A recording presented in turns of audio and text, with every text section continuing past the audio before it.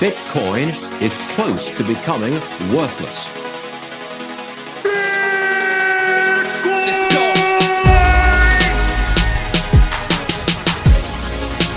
Now, what's the Bitcoin? Bitcoin's like rat poison. Yeah. Oh, The greatest scam in history. let's get it. Bitcoin will go to fucking zero. Yeah.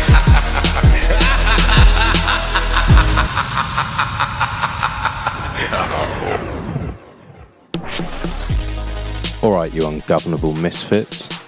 I'm your host, Max. Everybody knows that Bitcoin is useless, worthless, and doomed to fail. But what if everyone's wrong? What if it's the system that is doomed to fail? Join me as I speak to some of the brightest people in the space and slither to the deepest, darkest depths of the Bitcoin rabbit hole. Welcome back to Bit by Bit. Today's episode, I spoke to ShiShi. I really enjoyed chatting to him. I was all over the place and we covered so many different topics that I really didn't think that we would. Fascinating guy, and I'm so glad that I got to speak to him in our last spaces. The next spaces that we're going to do is going to be on the 21st at 2100 UK time. So anyone who's enjoyed this pod and fancies diving in, ShiShi will hopefully be there as well, along with Ben Gunn and a few of the others. So yeah, it's really cool. I'm enjoying seeing this play out and seeing people work together and help each other become more sovereign. Before we dive into the show, I want to say thank you to my sponsors. First off, we have Foundation Devices. Foundation Devices are my hardware wallet of choice. They make the incredible passport, and as I'm sure you've seen in the photos, firstly, it's fucking beautiful. It's really, really sturdy. It's got that old school Nokia vibes, which I also like for OPSEC reasons. And it's just really, really simple to use. It's fully open source. Any idiot can use it, including myself, and you will not be disappointed once you get one of these in your hands. Go to foundationdevices.com, and if you use the code BITBYBIT, you will get $10 off your purchase. Next up, we have Casa. Casa is making multi-sig security incredibly easy. I've been using them for over a year myself, and I have to say I'm very, very happy so far. There are more private options out there, but if you follow the tips that I've gone through with both Jameson and with Nick, you can actually have a listen and be very, very private, as well as having incredible security. I really love what the Casa team are doing, and I'm very proud to be working with them. Go to keys.casa to start improving your security setup today. Next up, we have Fast Bitcoins. If you are in the UK and you're looking to stack sats, you can use Fast Bitcoins at 20,000 different retailers, and they're making it incredibly easy. I love to see how dynamic this team is, and I'm really excited to be speaking to Danny Brewster again. I'll have him on the show in a couple of days, which means that it will be going live in about a week or two, and we'll hear more about his vision for the company and how he's looking to onboard more Bitcoiners. I really hope you enjoy the show, and if you have any questions, please do reach out. ShiShi, how you doing?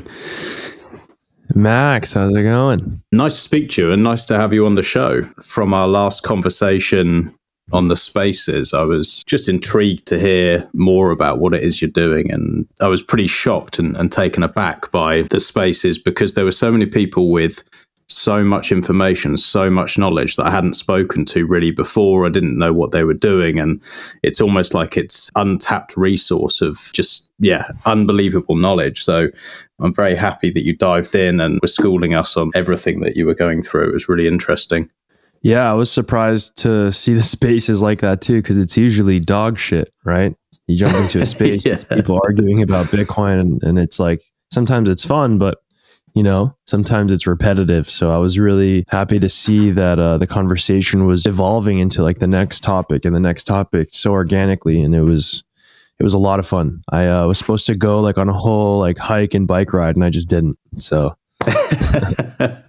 Well, I'm sorry we stopped that, but yeah, I agree. It was special. Like I've done the same. Like you say, you jump into these spaces and then very quickly I jump out. I've never hosted one before. I was speaking to Solex and Chino and I said, it'd be really cool because we had our Telegram group and I just can't keep up with all the writing and all that. I'm just terrible at it. So I was like, why don't we just run a spaces and just see how it goes? And just, I'm sure some interesting people will join. And I was taken aback at just how many people had something to say and all the projects that people were doing. And it was really, really enjoyable. I got so pissed during it because I just kept going for another beer.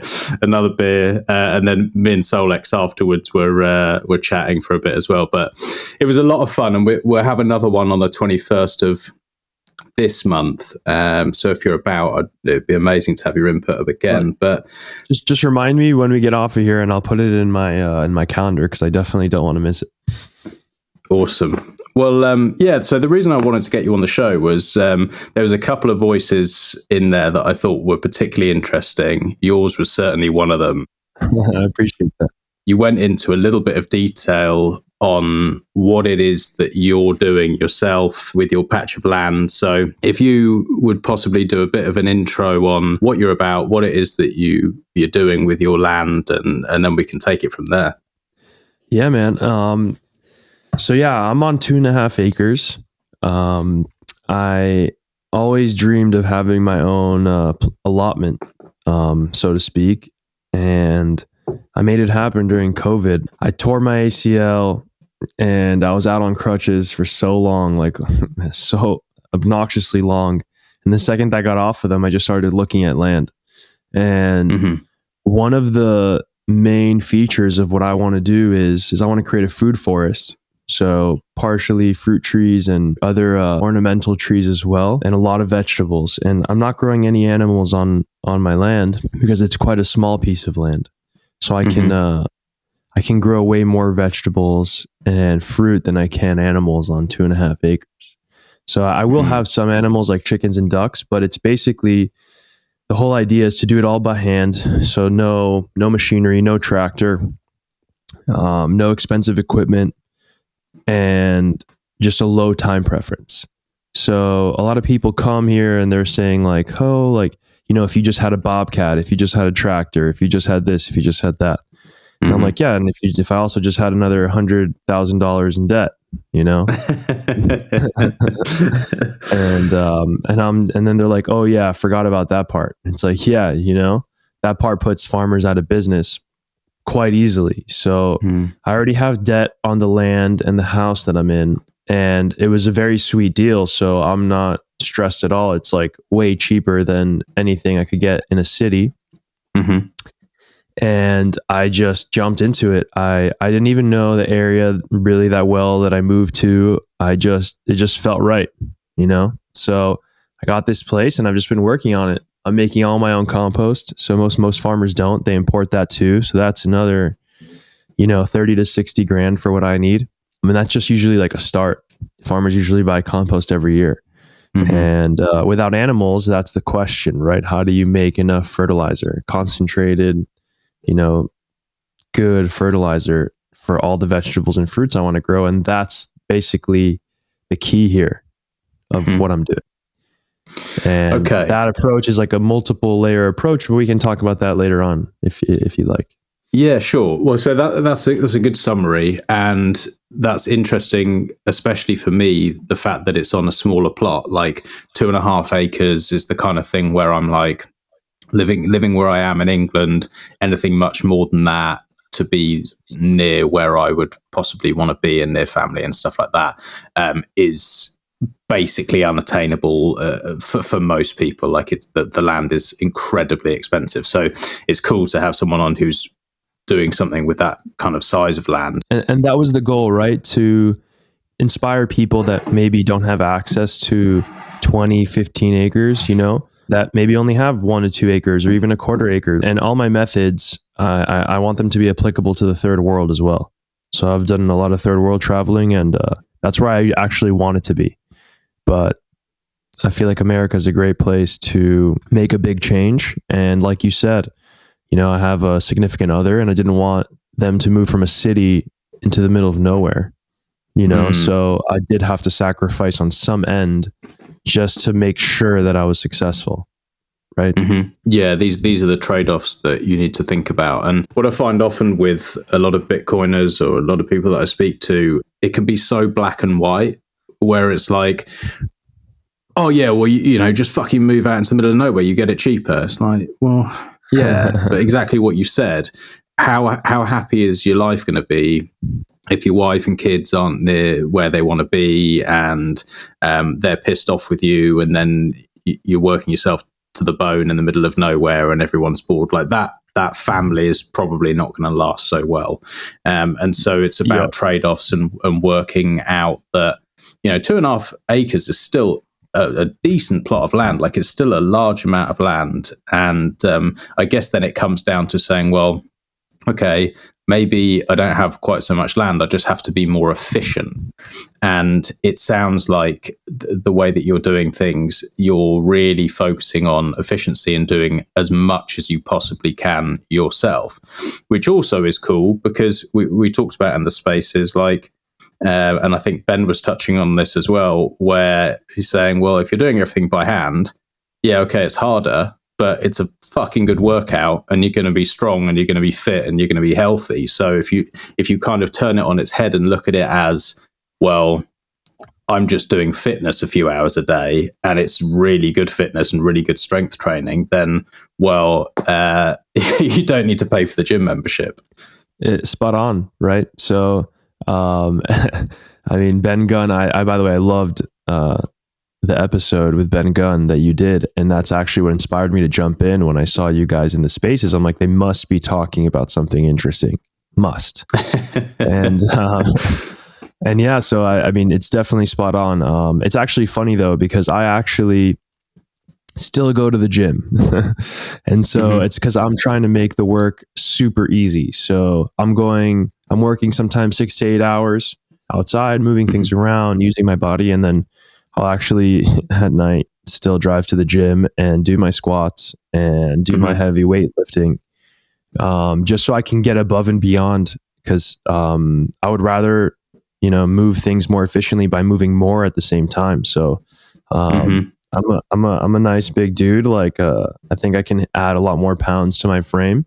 So I'm actually treating this like I would if I was an athlete, which I was in the past. So I love sports. I love basketball, football, both American and European football.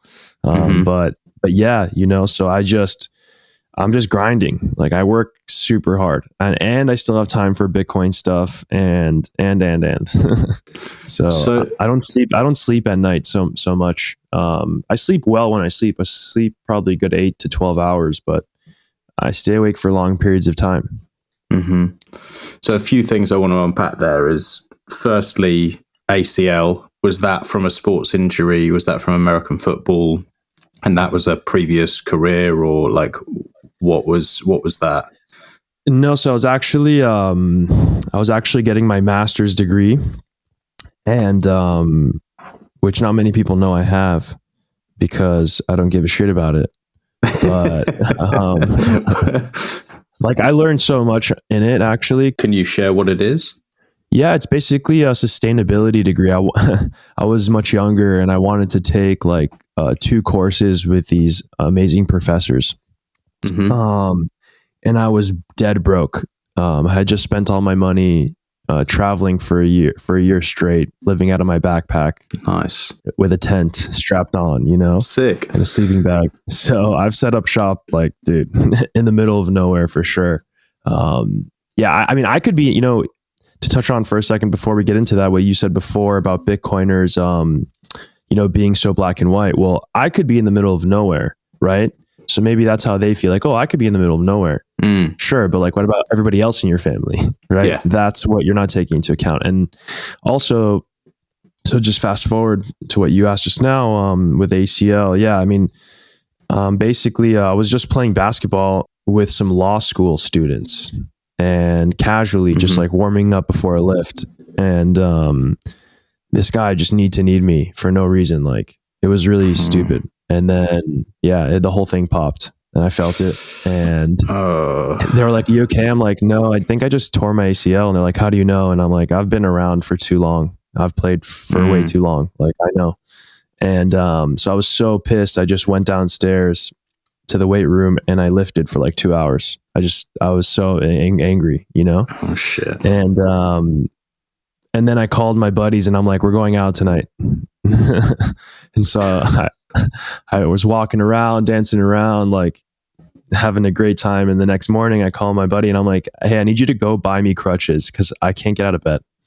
My knee was huge. And yeah, I wasn't insured where I was. I didn't even know that. So I couldn't get any scans or any treatment. And I had to fly to Miami, which is the only place I was insured. I didn't even realize that. I hadn't lived in Miami for a few years. But of course I was paying for insurance, right? So I flew down there and then I was stuck in Miami for like a year, like literally doing jack all, reading about Bitcoin, really. And it was really interesting because right when I was able to walk again, there was lockdowns for COVID. So I just started laughing because I was like, all right, like I've locked down now for like 7 months or something, basically. The timing. Yeah, I was just laughing. But yeah, I mean, not professionally, but I definitely play basketball. I want to arrange like a basketball tournament, a Bitcoin basketball tournament. Oh, that'd be cool. Maybe in the Bitcoin conference in Miami. So we'll see. Yeah, that'd be really cool. And so you're locked down, you've done your knee in, you're sat in Miami reading about Bitcoin. Yep. How did you get there? Like, what was the point where, was it that you started learning about Bitcoin because you were just fucking bored and you were sat at home? And I haven't been to Miami, but I assume there's not a lot to do outside of like cocaine and strippers. What else?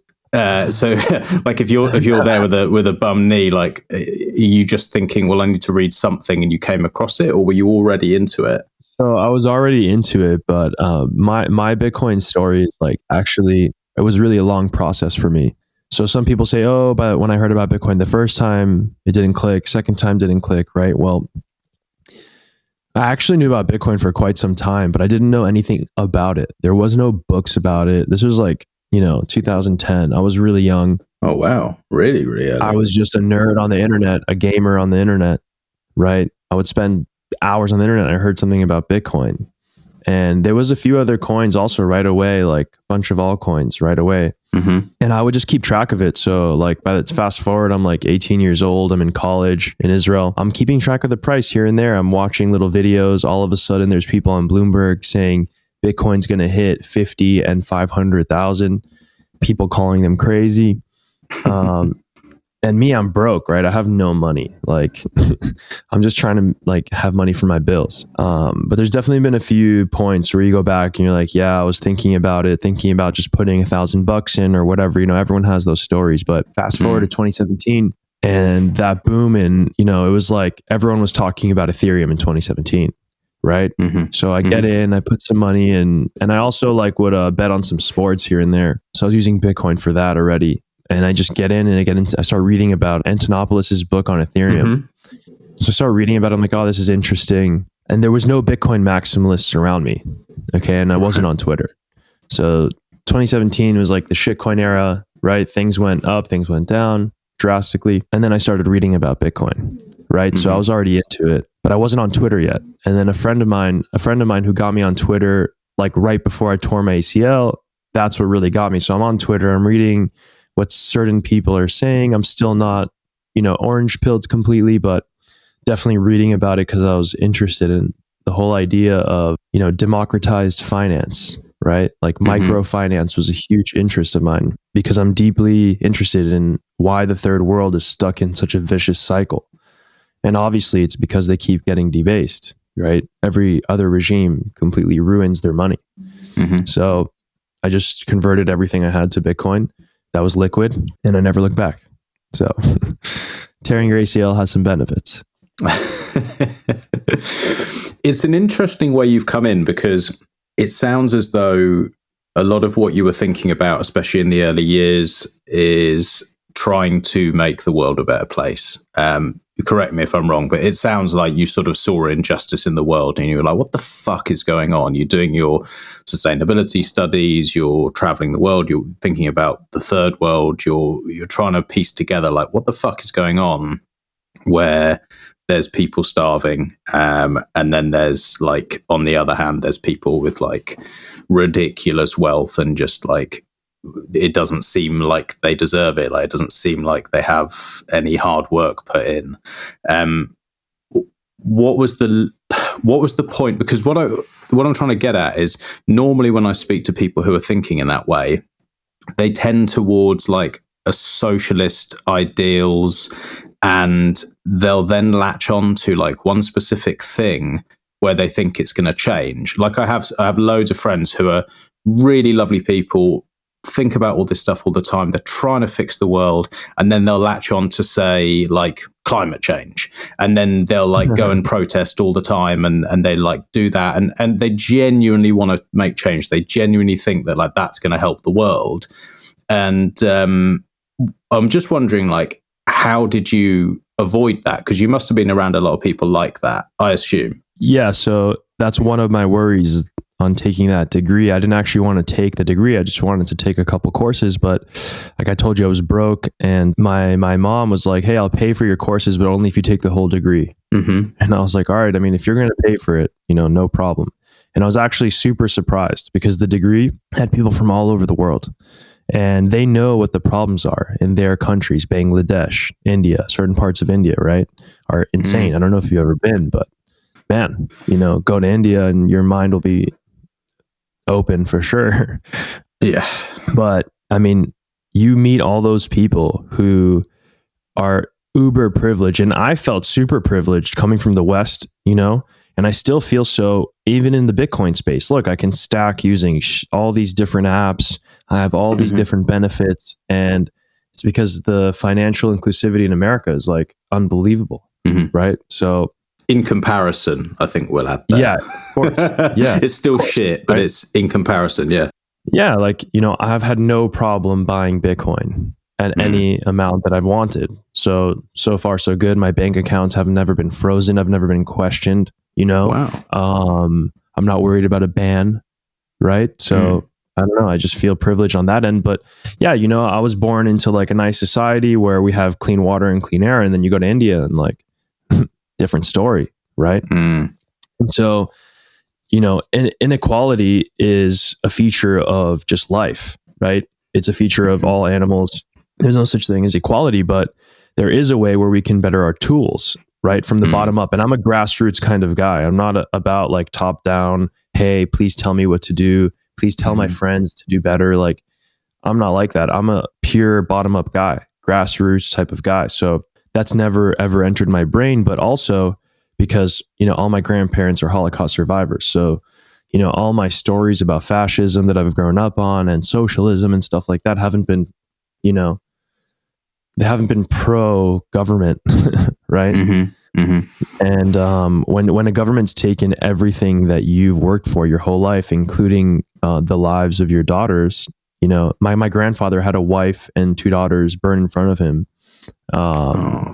Before my family existed, right? So he had to, find my grandmother and remarry. And my grandmother, Auschwitz survivor, Dr. Mengele survivor, right? So hardcore shit. My grandfather survived 11 death camps. How do you come out of the other side of that?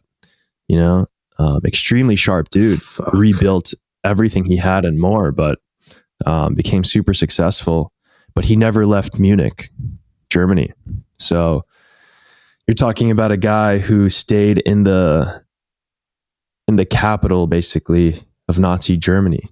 And it's also like Munich is the center of Europe. So if you look at a map, you're like, oh, okay, that's why they sat there, right? Wow. But he was based. He started a cash only business.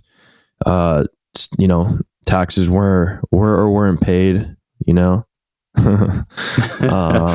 Fucking fair play. and his best friend who died in the Holocaust had a son, He died like right after the Holocaust, and he was like, please take care of my son. So his son was this big brawny guy, and my grandfather was smaller, and so one was the brains, one was the muscle. They'd go collect all the cash, and they became super successful because, you know, post World War II, real estate in Munich, Germany, right? So they became successful comparatively to being almost dead, right? It's all relative, right? And being successful is different for certain people than for other people, right? Some people think $100 is a lot of money, like myself.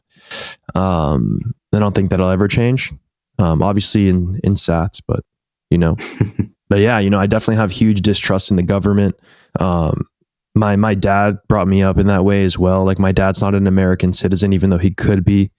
And you know, I've just always grown up with like, hey, fuck the government. So that's been passed down. I mean, firstly, incredible story like that. That's chilling. What you just told me there, and it's so close in history. Like it's not that long ago that such unbelievable evil was seen, and to come through and get out the other side of that is absolutely unbelievable. And then I assume that these stories have been passed through your family, and that this is kind of like your family get it. They're like, yeah, government, you should not trust them, and that you're not that far away from complete tyranny and evil, and you know, to keep your head on a swivel, basically. And I guess that's kind of what separates some families from others. Like it's almost that most people forget that this stuff has happened, and not just once, but consistently through history. And so having grandparents who tell stories like that must have affected your outlook from a very young age, I imagine. Yeah. I mean, when you see the Auschwitz tattoo on your grandmother's arm, you know, it's not a story anymore, you know, shit's real, right? So, yeah, I mean, you would think that more people who have those families would think that way, but it is very recent, but it's also have become far away because, you know, most of them have passed. So I always find myself wishing that my grandfather was still here or my grandmother was still here in a conscious way where they could see what's going on in the world today. Because I think their voice would have been heard stronger than any of ours pointing to history because they lived it, right? And so, you know, my other side of the family got lucky. Like my mom's side, they escaped. They weren't in any concentration camps. They escaped right before. But that's just because they were willing to give up all their property and run away. A lot of people stayed and passed because they were defending their property. And, you know, for me, Bitcoin, when I look at it and I say, wow, like if my family could have just kept their wealth in their heads, well, then we'd be in a different place today, you know? Yeah. That's one of the most powerful parts with Bitcoin. Like it's one of the things that really stands out to me the more I think about it, especially now, especially with the way that I'm seeing the world turn. The last sort of 12 months, I've really started to think about how powerful that is as an idea, that people can do that. They can cross a border with their wealth. And it's something that was unimaginable then. And like you said, it's something that does tie you because you never know. Like, you know, 24 months ago, if you just said where we are in the world today, I'd have probably said, that's pretty far-fetched. I don't really think that's the way it's going to go. Where's it going to be in another 24 months? No one really knows, but the trajectory seems pretty fucking terrible. And so there is a point where you say, well, where is my line in the sand? Where would I say, okay, I'm just going to leave my property, leave the rest of my family, everyone who thinks that I'm crazy, and just get the fuck out of here. And it's really difficult because unless you make a definitive, like, when this happens, I'm gone kind of idea, then it's that frog boiling in water. It's kind of like, well, oh, okay, it's just this, you know, I can get around it by doing this. Oh, okay, this has changed, but, you know, it's not that bad. And so with your with your family that did decide to leave, when they left all their property and everything else, were they one of the few who were doing it, or like, how did that go? Did they explain to you what it was like? And when you say leave their property, you mean literally they left their homes, etc., and they just went with nothing? Is that basically what they had to do? Yeah. So there's two sets of people, because basically my grandparents on my mother's side met after the war, right? Mm-hmm. So from my grandfather's side, his parents were basically, honestly, wealthy, worthless people. And when I say worthless, I mean they were impotent. They didn't know how to they didn't know how to go through the forest and find food or survive. They were in their nice house having a good time, riding their horses or whatever they did. You know, soft. Yeah. Maybe intellectually smart, but useless. And so he was like an 11-year-old boy. One of the crazy stories that he told us before he passed, because he only passed kind of recently, was one time he got lined up. So he was like 11, 12 years old, and his parents were waiting for him at the train, and he got caught up on the way. And I think they had separated so that if one person gets caught, they don't all get caught, right? And this is in Poland. So he gets caught and he gets lined up. And when I mean lined up, I mean there's like, 10 to 20 people, sometimes more, lined up side by side, shoulder to shoulder. And then they shoot you one by one and they push you into a ditch, right? You fall right backwards into a ditch, right? And right before my grandfather's turn, an older gentleman pushed him in right when the other guy was shot. So the guy got shot next to him, the guy right before him, and the older man just shoved him right into the hole. And he waited till nighttime, bunch of dead bodies on top of him, climbed out, found the train, found his parents, and then they went to the forest. So they just kept moving. Yeah. God, 11 years old. And so the person who shoved him, this is a Nazi officer? Oh, someone who was shoulder to shoulder with him, pushed him in, you mean? Yeah, saw a young boy, saved his life. Wow. This is just like, I've never had a conversation with someone who's been this close to what's happened then. My grandparents were fighting against the Nazis, and they've got some crazy war stories and, some mad stuff that's happened. And I wish they were alive today that I could sit and have a conversation with them. But it's a very different lens. And I've never had a conversation with someone who has been this close to just such absolute evil. And for that to happen to an 11-year-old, living with that for the rest of their life will completely change them as a person. It's like crawling out of a ditch with bodies on top of you and then having to go and run and hide with your family in the woods. You're not a boy anymore. He's a man. The thing that amazes me is when you're talking about, having to stay in a country and not being able to take your wealth and all of the stuff that your family had to go through, I can't help thinking, what would that be like in today's world? And specifically with the internet and with Bitcoin.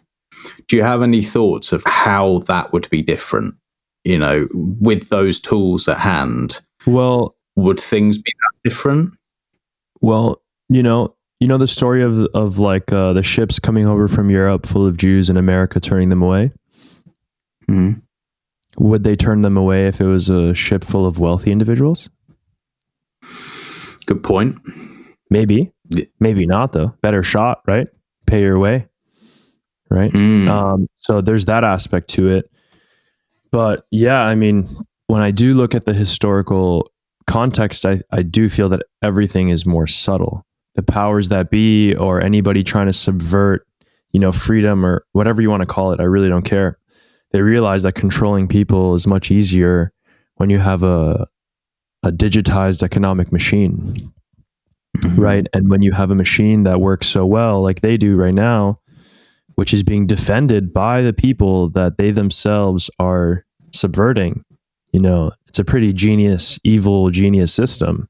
I mean, it's much more subtle, and things happen much more gradually and then suddenly, just like Bitcoin, which is sort of interesting because, you know, you look at like my grandfather, who, you know, that we just spoke about, 11 years old, right? You said he became a man, and he really did.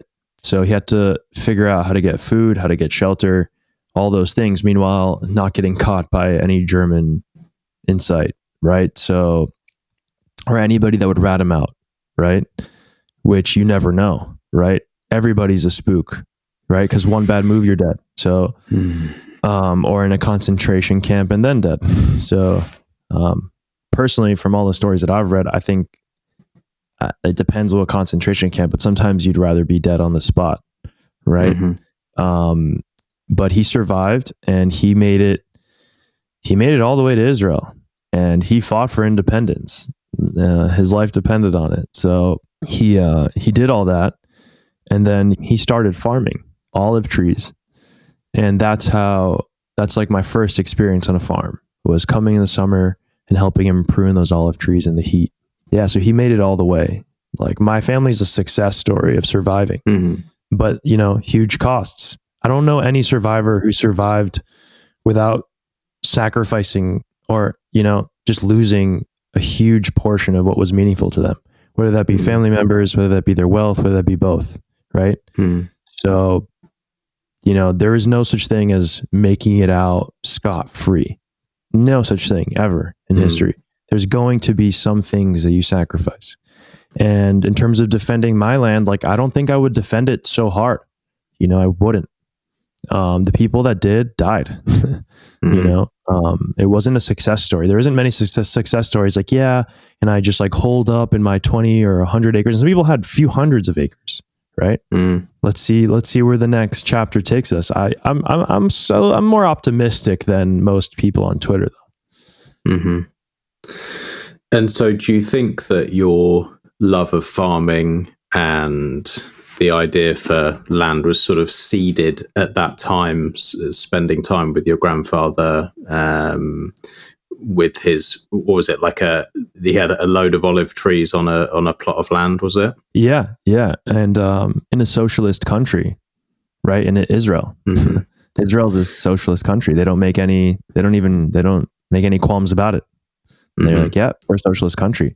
And I don't do what I do there because of that. Right. But yeah, that's a huge inspiration. But you sort of, at that time, do you think that was where you maybe even subconsciously started to think about produce and being sustainable yourself? Because presumably you had a huge amount of respect for your grandfather. Like, he sounds like the type of man that you would look up to and be like, fuck, I want to be like this guy. He's tough. Like, he's been through it. He's not broken down. He's not yielded. Like, he's on to the next thing, and he's, you know, growing and producing and looking after his family. Like, you must look up to someone like that, and a part of you must think, oh, I want to be like this guy. Yeah, I mean, deeply. You know, I come from, you know, I would travel from America. I come visit my grandfather in Israel every summer, and in America, the farmer had this like prototypical like dumb farmer who's just trying to make ends meet and always like behind the 8 ball,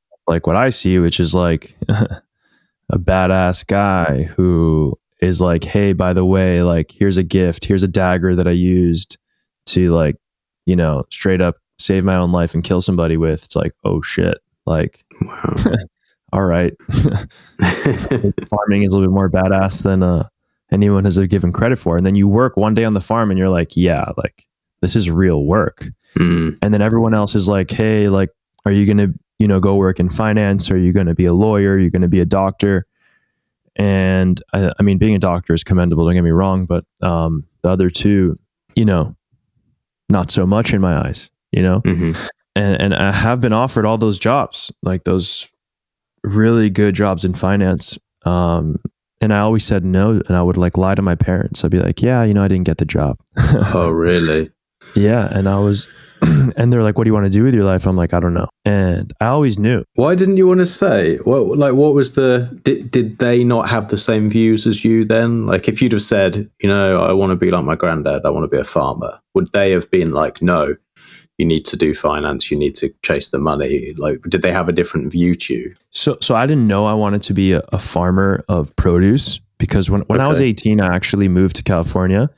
And the second that I could, right, I was like saving money like for the last for 12 months before, and I like moved to California, and I dropped out of high school, by the way, and I started growing marijuana in California, and I loved it. Awesome. And I fucking loved it, and I was like, I want to do this, but then I was like, oh, like, I need to like make more money, and I also need to have like some balance in life. And I was like, all right, like I'm still young, like let me go have some fun before I'm in the middle of nowhere growing things, And I've been like, I've been a remnant in that sense, I've smoked weed from the second that I've wanted to, and I never ever thought if it was legal or not. Right. But yeah, so that was like the second that I finally started growing something, I was like, oh, this is for me. And then I just needed to make enough money so that I could do it without being a rent seeker, like working for others or whatever. Right. So I wanted to live in a different country also. So I moved to Tel Aviv, which was amazing. I mean, amazing experience. But yeah, my family isn't based like I am. So that's one issue that I deal. I'm the only unvaxxed individual in my family. Oh, me too, mate. Yeah. Yeah. It's actually really tough because I think the comfortability that Israel has given a lot of people from my background is like a false sense of security. So, they have like, I think they just, everyone goes to the army where I'm from, and that leads to like obedience at the end of the day. Yeah. That's why you see them all getting vaxxed, right? They trust their governments. They trust their institutions. It's weird. Here too, sad. I don't know how here, in Israel, they're probably a little bit more competent than here. But do you think that there's some type of genetic streak that runs through certain people, which is like a disobedience? Like the reason I ask, there are certain people who like I speak to who have always had that kind of streak. No matter what, it's like, well, I'm not going to do as I'm told unless it makes sense. And they question, does it make sense? No. Is it reasonable? No. Well, then I'm not going to do it. And I don't care if it's illegal. I don't care if it's wrong. And that's something that like it's got personally me in a huge amount of trouble in the early part of my life, just constantly with every type of either law enforcement or schooling or jobs or anything, is that my life was particularly hard, and I made it hard by just being like, nope, fuck that, I'm not doing it. And most of the friends that I've had have been the same way, but not always is it the upbringing. Like, the entire of the rest of my family will do absolutely as they're told. They absolutely toe the line. That they will just, I don't know if it's even trust. I think it's just ease. Do you think it's like a genetic streak, or do you think it's experiences in life? Do you have any thoughts on that? Yeah, I definitely think that it can be both. So I've definitely been super disobedient my whole life. I always asked why. There always had to be a reason, and you had to convince me.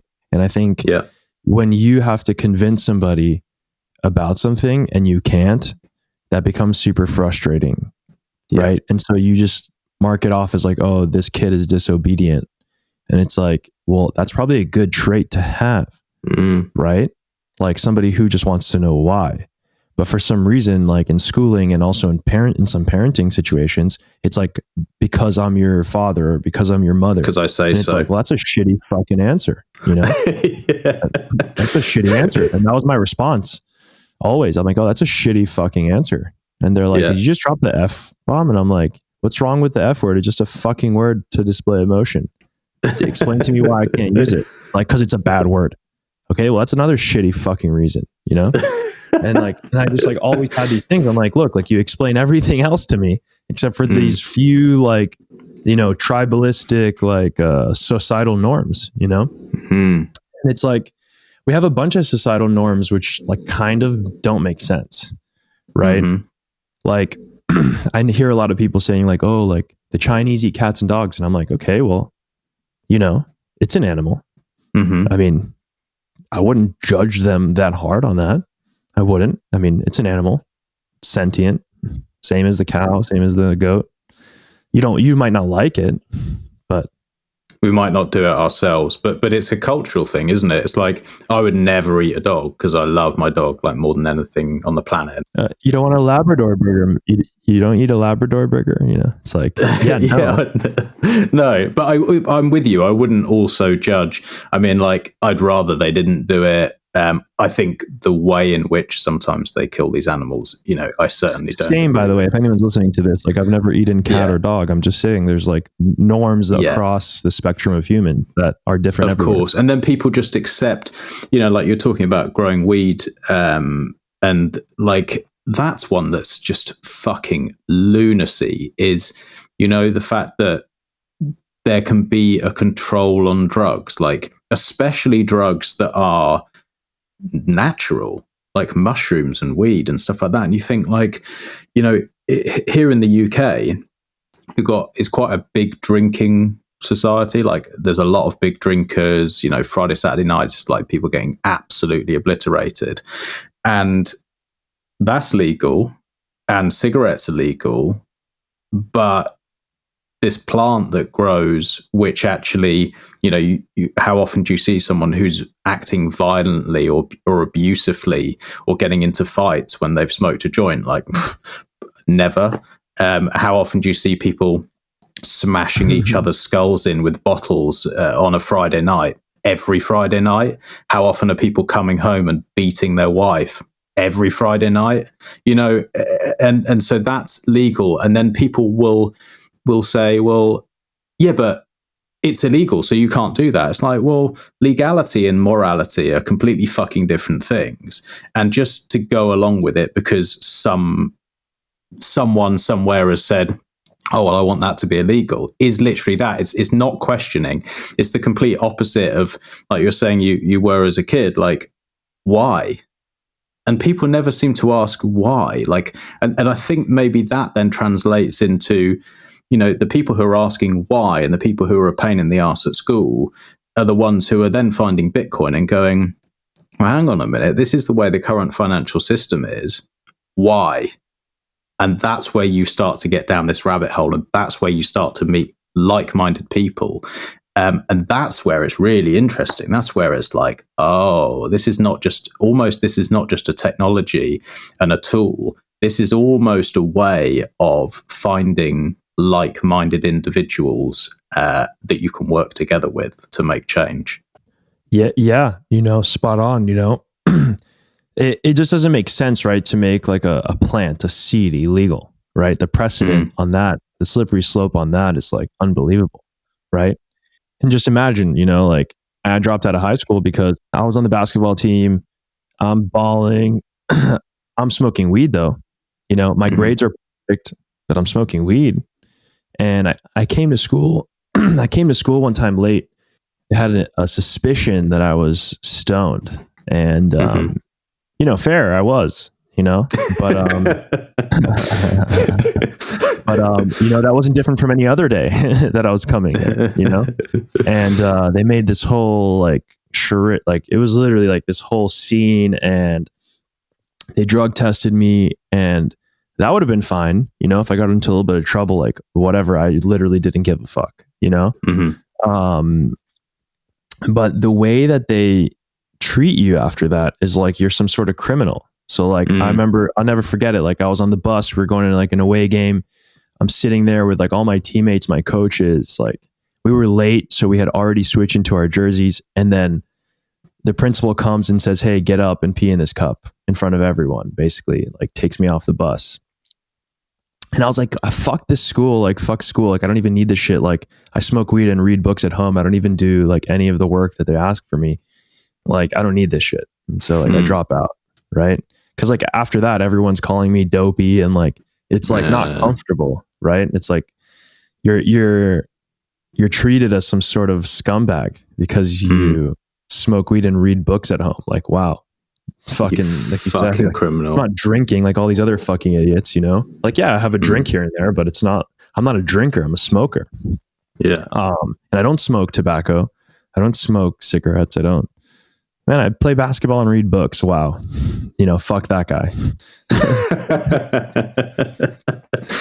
Yeah. It is amazing, but it's because you're a minority, and there's so much talk about like, oh, equality, and you know, we have to help the minorities and all this stuff. And then it's like, but not all minorities.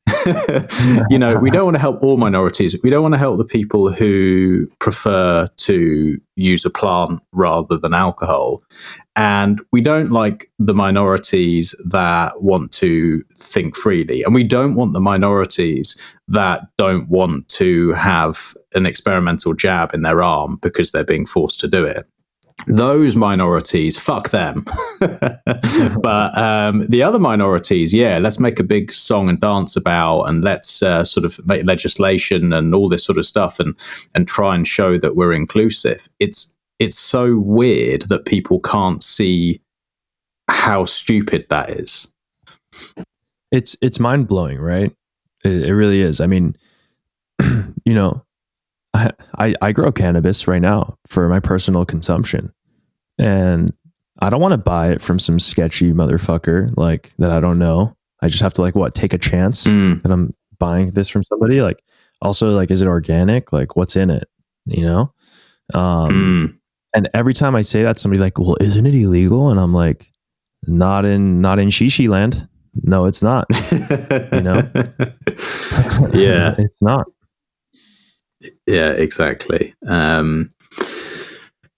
Yeah, and so with the growing, like you said, with knowing how is it being grown, I mean, I think that's a big problem. I mean, all over the place, but especially here in the UK, where it's like they're pretty tight on things. And if you are going to grow, you've got to use a grow house. You've got to do things inside. It's like, well, a lot of people will be using all types of chemicals to speed up the process. And then do they actually flush those chemicals at the end of a cycle?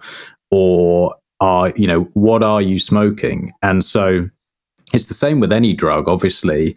But the idea that you criminalize something and push it underground, thinking that's going to stop it, is obviously ludicrous. It doesn't stop it at all. It just means that the quality of what someone's taking is questionable, and there's no like way of making sure that people are getting quality. So this whole at the heart of it, this fiat culture of controlling the money goes all the way down to controlling behavior, controlling thought, controlling food, controlling substances, and the control that they put under it doesn't increase the quality of life, it decreases the quality of life. And I think that's where, we have a real chance now, is like, well, where do you attack? Where do you try and stop this? You go right to the heart, and right at the heart of all of this bullshit is the money.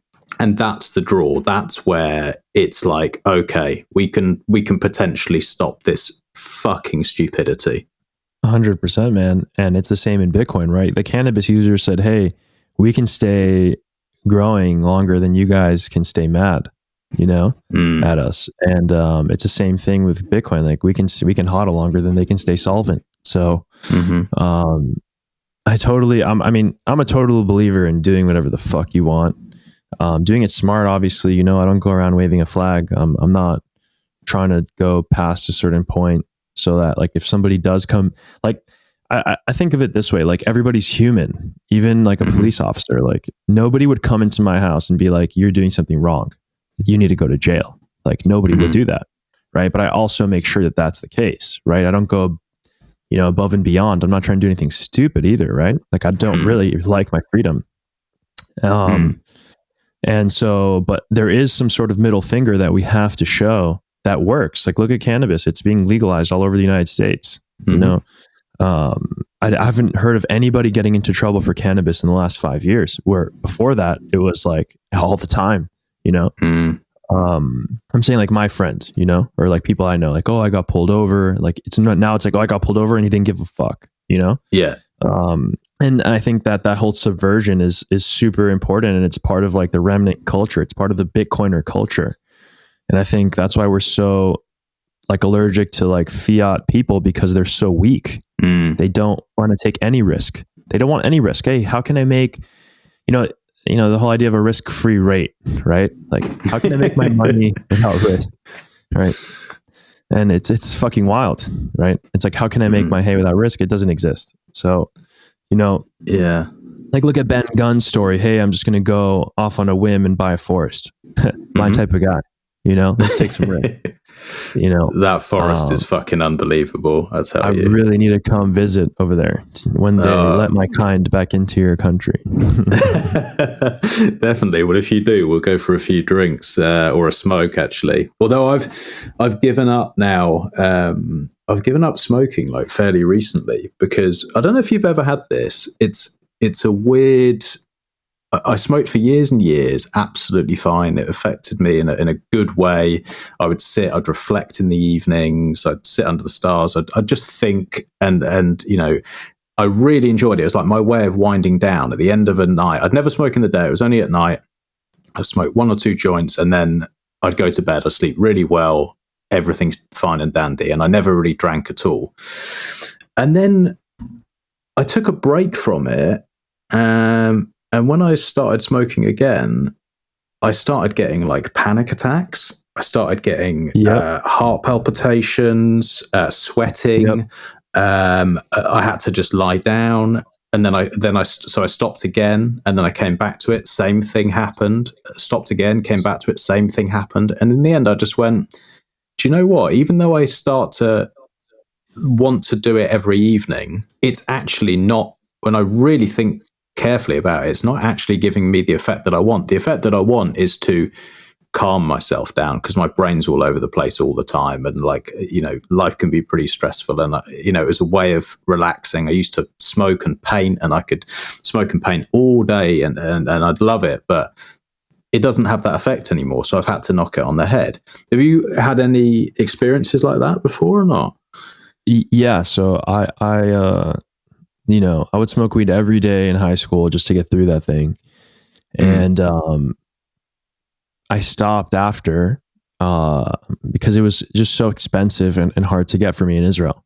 You know, you're talking super expensive. It just didn't make any sense. One second, let me just grab some water. And so basically, when I came back to it, the same thing started happening to me. So I would smoke a joint, I would get anxiety. I just couple all what you just said under anxiety, because that's what I think it is. And in my opinion, like, anxiety is like a fuel that's telling you, hey, like, what's up? Like, what are you doing? Right? There's something that's uneasy in the back of your mind if you're getting anxiety. Yeah. And I think like the first time it happens to you, the next time you're about to smoke, you're like, I hope this doesn't happen again. Right? Yeah. It's like the first thought when you're taking a smoke. And that happened to me. So I stopped smoking for like a year. Yeah. I've taken like multiple long breaks in my life, like 6 months, a year. And every time I come back to it, I get this anxiety, the same thing you're talking about, literally word for word.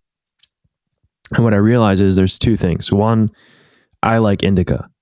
So you're smoking probably sativa, because that's the most rampant out there. It's like the most common thing you can get. And like getting some really good indica is hard, because most indicas now are hybrids. So there's that issue. But let's say you got some good indica, right? Well, now you have to actually sit there and smoke a good bit. Like, you shouldn't, I mean, I think you have to, you either go big or you go home with cannabis, right? Where you like, okay, I'm going to smoke throughout the day. And as I have more anxiety, I'm just going to smoke more, you know? Another thing I found is that if you smoke a blunt, right? So if you have the tobacco on the outside, not on the inside, I think that's like a nice step in. But yeah, I like the water filtration. So I smoke out of like a bubbler. Okay. And since I've had my significant other, like my girlfriend, I was hoping that she was like, when I met her, I was like, oh, I hope she like likes to smoke weed, because like my last relationship before that, I was like hiding it. Mm-hmm. And not really hiding it, just like not mentioning it, right? Yeah.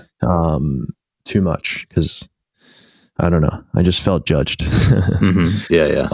So I was like, oh, I hope, like, I really like her, I hope she's a stoner, and she was, and it kind of like I haven't like felt that one time since I started smoking again, and I started smoking again with her like 2 years ago. And in my ACL tear, I also was smoking like an exorbitant amount of weed, because like imagine being at home all day. Like, what are you gonna do? Yeah. You know, and like some days I got anxiety and some days I didn't, and I just realized that it's like, okay, the strain is super important, and then how much you smoke is like, just keep it up. Like, don't get scared. Like, don't be nervous. You know. But I hope you figure that out, because there's something to be said about the medicinal properties and the protective properties of cannabis in your brain and everywhere. So people, like, all the propaganda, oh, like smoking marijuana kills your brain cells. Like, yeah, like maybe the tumorous ones, you know. I don't find my cognitive ability to be less. I mean, I find it to be more, if anything. Yeah. You know, same with mushrooms. You mentioned mushrooms. Like, I remember, like, you know, the first time I ever took mushrooms, I was like 15 years old. And people were like, wow, that's really young. And I'm like, well, I wanted it. So I took it. And then I didn't take it again, but like for a little bit. But I immediately told my mom, I remember I was like, hey, you know, mushrooms is going to be legal. Like psilocybin mushrooms and cannabis is going to be legal in my lifetime. And she said I was a fucking idiot and all this shit. And she's like, you're going nowhere. And I'm like, all right, well, you know, who is right? Because it's legal now in like Oregon or whatever. So, yeah, you know, I'm a big believer in all that stuff. Like, microdosing mushrooms is probably like one of the best things you could do for your brain. So, yeah, I'd like to try that as well. I think with all of this stuff, it's like, it's just finding what works for you. And, you know, it's interesting that you said about, oh, well, you should look into what strain and all that kind of stuff. Because a lot of weed smokers, like I've spoken to, they've gone, oh, I don't know what the fuck you're talking about. Like, it's great. And I'm just like, well, not for me. And so I did look into that, and I think you're right. Having the right strain is important, and also being useful, being able to have a smoke and actually being able to, you know, study or read something or listen to something, was what I would enjoy. And it just got to a point where my brain was so scatty. I was just like, my heart was going out of my chest, and I was just like, what I'd end up doing is, I'd think in my head, I'm going to sit, have a smoke, read a book, like, you know, watch a documentary, whatever it was.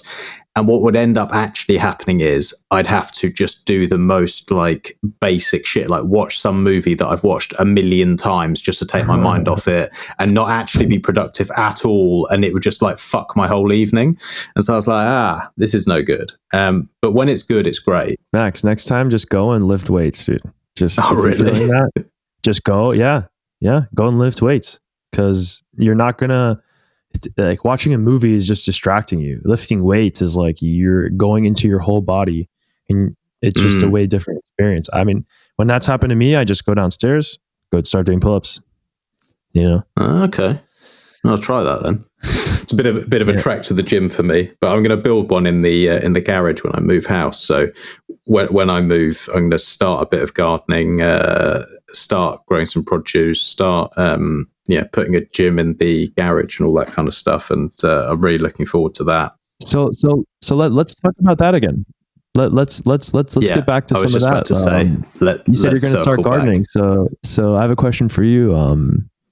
Like, how big is the spot? Oh, not big at all. It was. I'm really bad at like measurement, but it would be probably less than 1/8 of an acre, 1/10 of an acre. Like it would be a little terraced house. So like, not big, but it does have a greenhouse, and it does have a little bit of an area for like growing bits and pieces. So there won't be a lot, but I'd like to do some tomatoes and some, you know, just like basic stuff, beetroot and things like that. But I'd like to actually circle back to where we started the discussion, which is what you're doing with your land. So, because I feel like we've skipped all over the place and it's been awesome, but I'd really like to know a little bit more about what it is that you're doing, and hopefully learn something so that when I have mine, I can use some of these tips. 100%, man. And I'll jump right in. So my first goal is to make all my own compost. I haven't bought any compost, right? So I mentioned that in the beginning, but I think that is more radical than people care to think about. And so I'm attacking it from like 3 angles. First angle is my grass.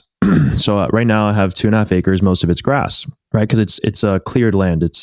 I didn't clear it. I actually saved it from being developed into more houses. And so it's just this land that I'm lucky. So like animals used to live on here. A horse used to live on here at one point. Some goats, I think, used to live on here. And so the soil is like, it's pretty malleable, but it's clay soil. So what I do is that the first step is I cut the grass, right?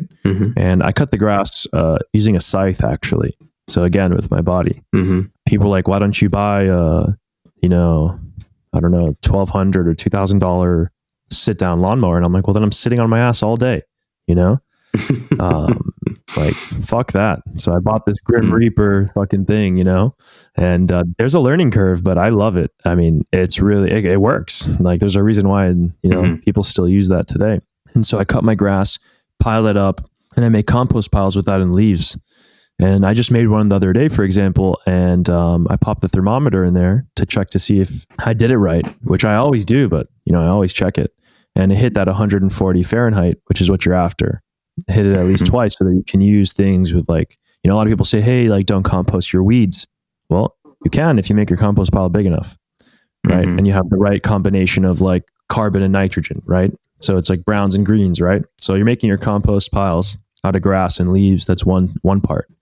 Another thing is I get free wood chips, so free mulch dropped in the front of my house by tree service providers. So they need a place to dump these wood chips that they cut down, all within a 5-mile radius. And that was another reason why I chose this plot, because the road is very convenient for the tree service providers. So they actually don't charge me anything. Wow. Whereas other people that I know have to pay a few $100s for their mulch all the time. So actually, like one of my main jobs right now is just moving the mulch around to make more space, because I just want more and more and more, because basically as that mulch pile breaks down, it turns into black soil, like literally black gardening soil. And it's like a fungal dominant soil. And that's, if you think of like the forest floor, what drops and what decomposes. And like that soil is amazing. Like next time you're in a forest, just like dig your hand into the soil, pick up a bunch and smell it. It smells fresh. I literally did that today. Weirdly, I genuinely did that today. I actually picked up some soil in the wood. And yeah, how was it, right? It smelled like fresh, right? And there's mushrooms growing all over the place and just like, all sorts going on. Yeah. Exactly. So that's a static pile, a wood chip pile that breaks down into like amazing compost, but it takes 2 years if you just leave it like that, how it's dumped, to get into that like, state where you can actually just put it on the ground and plant right into it. But I also use that mulch for killing weeds, for mulching on top of my beds, and just for killing the grass to make it like bare soil so that I can like place some compost down and start a garden bed, right? Like how do you kill grass to start a garden bed, right? People use plastic. I refuse to use that. It's industrial material. Microplastics end up going into your soil, whether you like it or not. Whether you think that's an issue or not is, I'm not going to debate you on that. I just refuse to use any industrial products on the farm. So like, even in my potting soil, like I'm trying to make it myself. I don't need it to be 100% germination rate or whatever people are after, because I'm making it myself. I'm not buying it, right? So I don't care if it's like 70% effective, as long as it works. And so to do that, I have my worms. So worm castings are a huge part of my vision for this farm. So as you can see, like compost is like this like multi-pronged effort, right? So, you have a very small plot. So maybe you have a couple chickens, they make some chicken shit, but that's not scalable in such a small plot. You might make enough, you might not. So I think worms are really interesting because you can actually grow worms using vertical space, right? You just build a bin that that can stack on top of each other, or you buy them. So I buy these food grade plastic bins, and I stacking them in my garage to the ceiling of red wigglers, of worms that are posting worms that can survive pretty low temperatures, and they make the most amazing fertilizer. Like you pick some of that stuff up, you're like, whoa, this is awesome. And to do that, I basically just take leaves. I take this plant called comfrey that we spoke about in that Spaces you mentioned. Yeah. And I chop that up, and then I also put this like half broken down mulch that I have. So mulch that's been aged like 1 year. So it's not ready yet, but the worms will eat it and speed up that process. So I feed it to them. And then I have this like three-pronged process where I can have enough compost to actually lay down in my beds. And I'm finding success in that. I mean, I have a shitload of mulch in the front yard. It doesn't like look so great, but I know what it's going to turn into. And like the 1 year old piles are already turning black. Right. Then I do this fourth thing called a Johnson-Su bioreactor. Okay. And that actually lets the wood chips break down into compost after 1 year. Okay. Instead of 2. So it cuts the time in half. And so what is this? Yeah. What is what? So what is you just said a name, a Johnson something. Yeah. So there's a super nice guy. I think his name's David Johnson, but it's Johnson-Su. So Johnson is him and Sue is his wife. And they're a team of researchers that wanted to figure out how to make fungal dominant compost in half the time, or in a shortened period of time than 2 years. Right.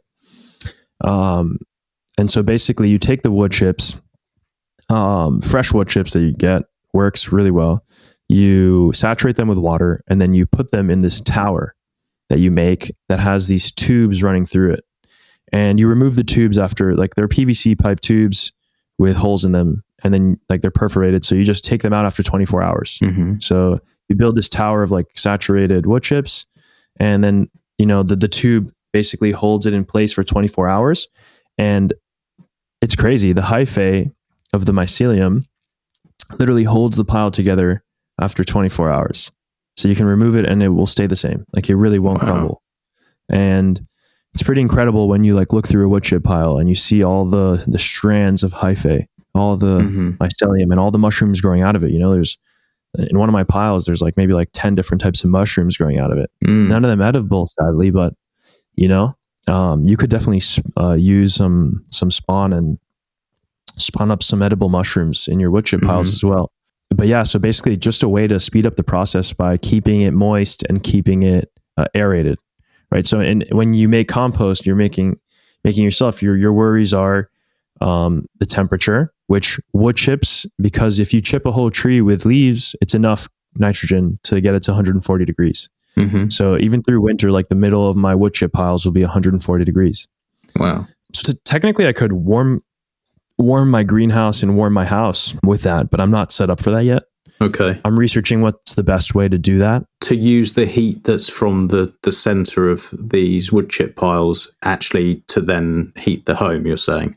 Yeah, 140 degrees, and it really stays like like it really stays hot. Like, I've checked in the winter. I have like my two neighbors, they're two little boys. They love coming and doing experiments on the wood chip piles and like jumping on them and like whatever, And they're like, oh, let's see how hot it gets in the middle. I was like, all right, start digging. So he just did it. It actually helped me out because now I'm like super interested in warming my house with it. And fuck, I'd never thought of that before. That would be incredible. I mean, that would you think of the amount of cost it is less so in America, but the cost of heating a home is huge. Yeah, and a greenhouse too, right? Like you put like so I have a structure that was existing before here that I'm going to convert into a greenhouse this winter. So I know it's like stupid, like I probably should have done it before, but you homestead and you tell me your to-do list and see if you get to everything.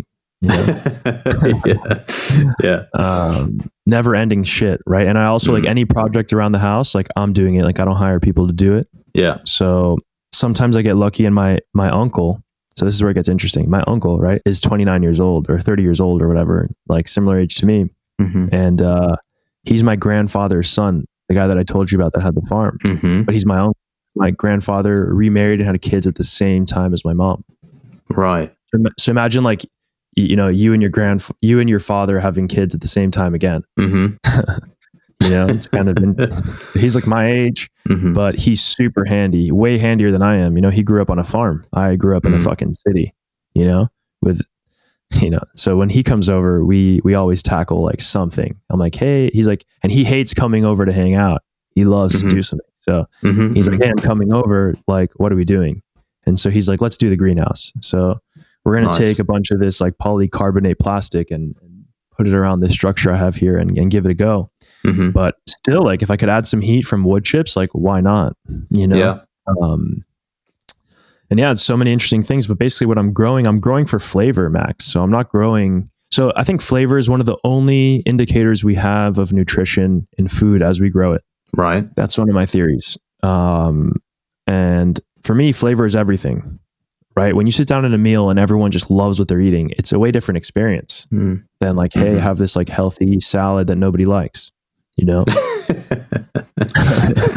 if you can make a salad taste good on its own, if the ingredients taste good, then it's easy, right? If you can make like your potatoes taste better than the other guy's potatoes, well, then people will notice, tomatoes, potatoes, eggplants, stuff like that you can like really, introduce flavor, like squashes. Those are the things that I'm really interested in. I'm actually really interested to team up with a restaurant, for example, with my potatoes.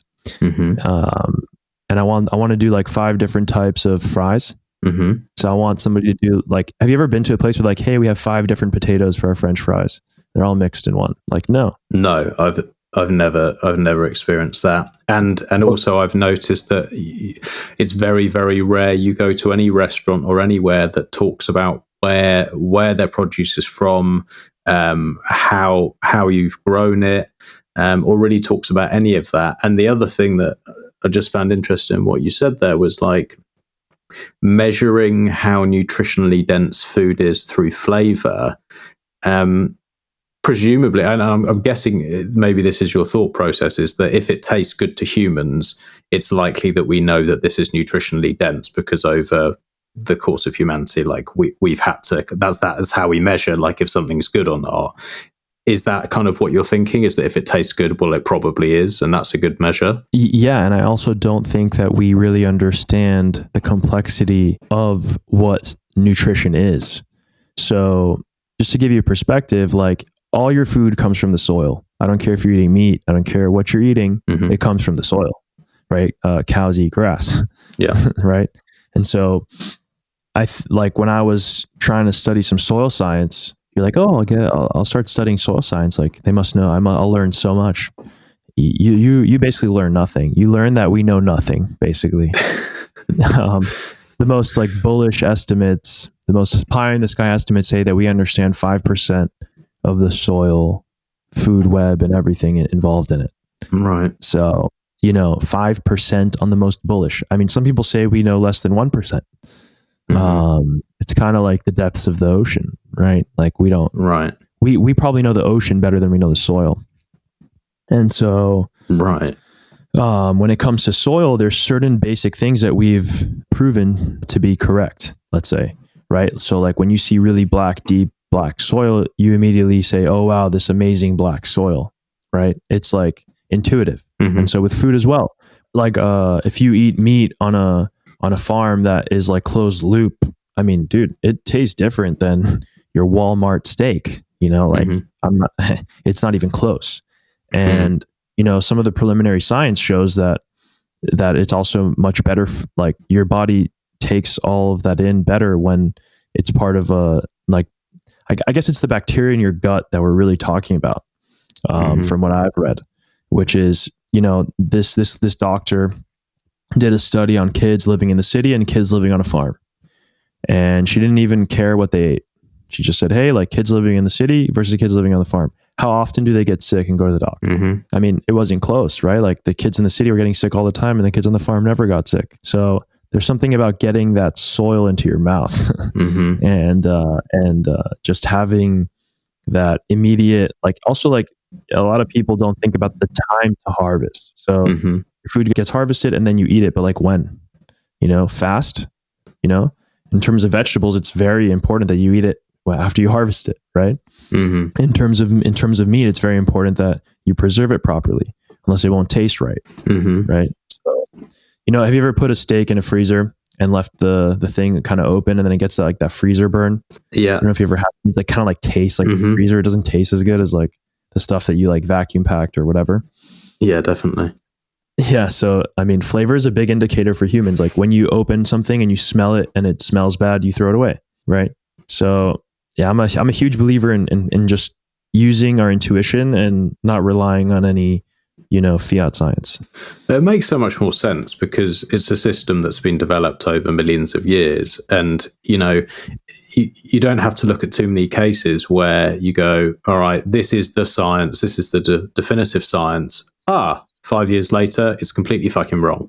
And it's consistently wrong across most fields. So, we definitely have intuition that works. Like, how often do you feel something and you just know something's off, you can't put your finger on it, and then you go, that's what was off. And our bodies know. It's almost like we can't actually explain why we know, but we know because it's so deep inside us. And so the idea that flavor is the same thing, it makes sense. Yeah. Like, have you ever eaten a blackberry from a supermarket and compared it to a blackberry that's grown off the bush? Like, have you ever eaten a blackberry off the bush? Yeah, all the time. It's one of the only fruits that we really get here in the UK, just walking around the woods. And they do taste different, definitely. Major difference. Like, I fed a friend a blackberry and he's like, this isn't a blackberry. And I'm like, yeah, it is. It's just way more sour when you pick it off the bush, And I just think that is like a revolutionary act in today's world, where, when people come visit me from the city, I mean, some of them like, I've never harvested a tomato before. And I'm like, dude, what the fuck? How good do they smell? Yeah, like it's mind blowing for them. You see their whole brains like shifting, It's fucking crazy. I mean, I remember my first experience like that. I'm like, because like I've traveled like every summer to go visit my family in Israel and in Germany, and eating the produce in America was dog shit. Like I would come home and I'd be like, okay, like just feed me a steak or whatever because everything else is garbage, So there are lots of things to think about when you're growing, but I think the number one thing is flavor still. And so with your plot, so you're doing everything from the ground up. You're making your own compost. Is there a long-term vision for this plot and some type of timeline in terms of what you're going to be planting? And are there things that you've not got to yet because the soil's not ready? Yeah. So I let my girlfriend garden a lot and like plants a lot of the things, and I've learned to let go. So lots of mistakes are being like remedied like in real time, and she gets to learn a lot because I've already had that experience, and I have to remind myself that like I have the most important fish to fry, which is making the compost, because nobody else can do that but me. But the long-term vision is that in like about when the farm is in its third year, there should be enough produce to supply my neighbors with 100% of their needs. So my goal is to like supply enough food for myself, supply enough food for my neighbors, and then supply enough food for a market of some sort, whether that be restaurants or the farmer's market or both or whatever, or even just supplying more people their produce. But in this first couple of years, I'm so focused on the compost because without that, I feel like I have nothing. So anyone can just go buy compost, plant some seeds, and they will have food. It's really that simple, honestly. Like if you have a thick enough layer of good compost, like you're good to go. Just keep adding. But creating like a permaculture system requires you to make mistakes and remedy them and change your plans, right? And so just the very slow pace of the first year, enjoying it every step of the way, and trying not to be stressed about anything was like my first goal. Just super low time preference, like watch these wood chips break down, create compost piles that work, grow my worms out.